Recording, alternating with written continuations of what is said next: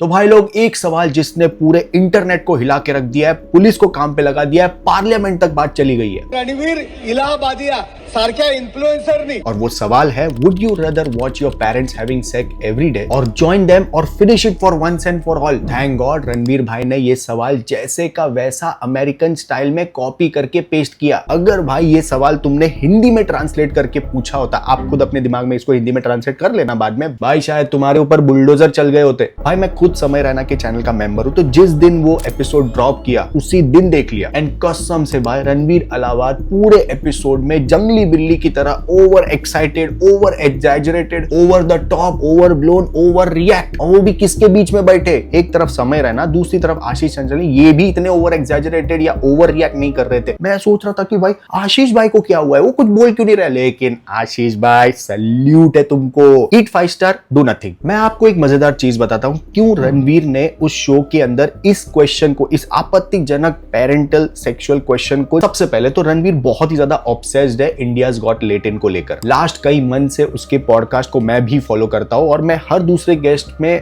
उसको ये देख रहा हूं, ये पूछते हुए कि आपको कैसा लगा इंडिया का the most viral show India's got latent, आप क्या सोचते हो उसके बारे में?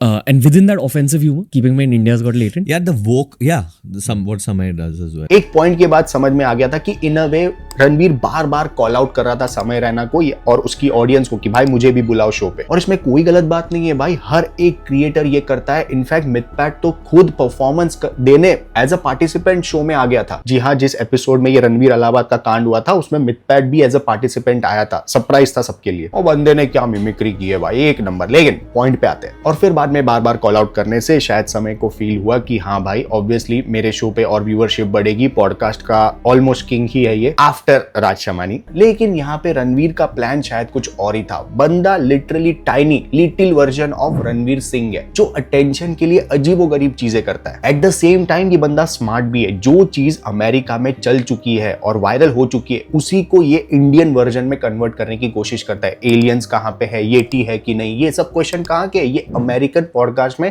सालों पहले, 5-10 साल के पहले के पॉडकास्ट में ऑलरेडी पूछ चुके हैं और वहां पे वायरल भी हुआ है। उसी को इसने इंडियन वर्जन में लाया। यहां तक भी कुछ गलत नहीं है, लेकिन बंदे ने कॉमेडी के लिए, अटेंशन पाने के लिए literally American style of comedy को जो कॉपी पेस्ट किया है इंडिया के अंदर। मैं मॉम एंड डैड सेक्स वाले क्वेश्चन की बात कर रहा हूं, जो 10 साल से अमेरिकन पॉडकास्ट और अमेरिकन अलग अलग प्लेटफॉर्म पे पूछा जा रहा है। अब देखो भाई, अमेरिका के अंदर स्टेप मॉम और मिल्फ जैसी एक कैटेगरी है अलग से। वहां के लोग एवरी ऑल्टरनेट डे पे इन सब चीजों को इंटरनेट पे देखते आ रहे हैं, इसलिए मॉम एंड डैड सेक्स वाला जोक वहां पे बहुत अच्छे से चलता है। भाई इंडिया में आज भी माँ बाप को मातृदेवो भव पितृदेवो भव ही मानते हैं। यहाँ पर आज भी अगर एक दोस्त दूसरे दोस्त को माँ की गाली दे दे तो भाई माँ पे नहीं जाना, बाप पे मत जाना। अब जिस पॉइंट पे रणवीर ने ये क्वेश्चन पूछा था, उसको एनालाइज करते हुए मुझे ऐसा लगता है कि रणवीर का इंटेंशन तो ये बिल्कुल भी नहीं था किसी के फीलिंग्स को हर्ट करूं। उसका इंटेंशन प्योरली अटेंशन ग्रैबिंग था, जो उसने कर दिया। और वो इतना ज्यादा हो गया कि अब उस पे एफआईआर हो रही है भाई, पार्लियामेंट तक ये बात चल रही है। अब देखो भाई, रणवीर को लगा कि ये बात गलत है, उसने अपॉलॉजी वीडियो डाल दी, उसने लिटरली माफी मांगी कि वो जो मैंने किया वो मेरा मिस जजमेंट था, मेरे से गलती हो गई, माफ कर दो। लेकिन नहीं, ऐसे कैसे, ऐसे कैसे? अभी तो हाथ में आया है, अभी नहीं छोड़ेंगे, इसको खींचेंगे जी,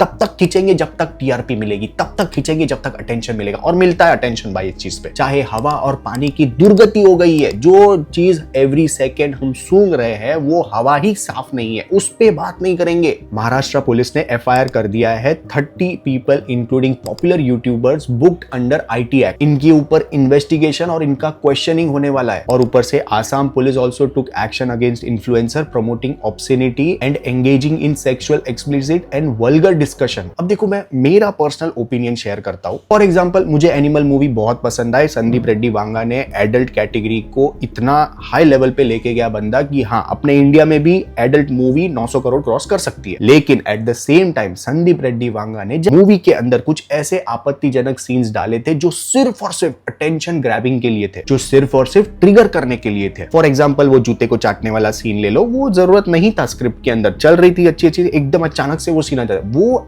बहुत सी चीजें हैं एनिमल के अंदर ट्रिगर करने के लिए। लेकिन हमने क्या किया, हमने मूवी देखी, एंजॉय की, उसके ऊपर चर्चा की, आपत्ति लगा, आपत्ति नहीं लगा, भूल गए। वैसे ही रणबीर भी अटेंशन के लिए बोला, उसको कुछ ज्यादा ही अटेंशन मिल गया। यहाँ तो बंदे को रियलाइज भी हुआ, बंदे ने माफी भी मांगी, बात खत्म। लेकिन नहीं, इस बात को एफआईआर पे लेके जाना, इस बात को पार्लियामेंट तक डिस्कस करना। अब देखो भाई, रणबीर के इस टॉपिक को हर पॉलिटिशियन, हर क्रिएटर कैपिटलाइज करने की कोशिश करेगा। लेकिन भाई हमने इस पूरे इंसिडेंट से क्या सीखा? सब कुछ जो अमेरिका में चलता है, ट्रेंड में है, वो वैसे का वैसा इंडिया में कॉपी नहीं हो सकता। और दूसरा, एक बंदे ने सिर्फ अटेंशन ग्रैबिंग के लिए अगर एक मॉम डैड के ऊपर सेक्सुअल जोक मार दिया और उसके बाद सॉरी भी बोल दिया, बात खत्म होनी चाहिए वहां पे। इससे हमें यह समझ में आता है कि कोई भी बात इंटरनेट पे जो वायरल है उसे खत्म नहीं किया जाता है, उसको खींचा जाता है मीडिया की तरफ से, पॉलिटिशियंस की तरफ से, क्रिएटर्स की तरफ से, खींच के जब वो टूट जाती है, दो टुकड़े हो जाते हैं, तब उस पे हम सब बात करना छोड़ के दूसरा रबर पकड़ते हैं। और इन सारी बेतुकी बातों में जो मेन बात है, हवा पानी साफ होनी चाहिए, उस पे कोई बात नहीं। अभी 2 दिन पहले ही मेरी आंखें लाल हो गई थी, मुझे लगा बहुत ज्यादा मूवी वेब सीरीज देखता हूँ इसलिए हुई कि मैं डॉक्टर के पास गया, तो डॉक्टर ने बोला कि भाई हर दूसरा पेशेंट यही आ रहा है मेरे पास, क्योंकि पोल्यूशन इतना बढ़ गया। ये मैं मुंबई की बात कर रहा हूँ, सोचो दिल्ली में क्या होता होगा। तो भाई लोग, जैसा डॉक्टर ने बोला बाहर निकलना खतरा है, तो मैं घर पे बैठ के बहुत सारा मूवीज देखा। सैटरडे को वीडियो आएगी, तो भाई लोग इस टॉपिक पे मिट्टी डालो, सावधान रहे, सुरक्षित रहे। बाकी आपको कुछ सही लगे गलत लगे कमेंट करके जरूर बताएं। Thank you so much, love you, take care, bye bye.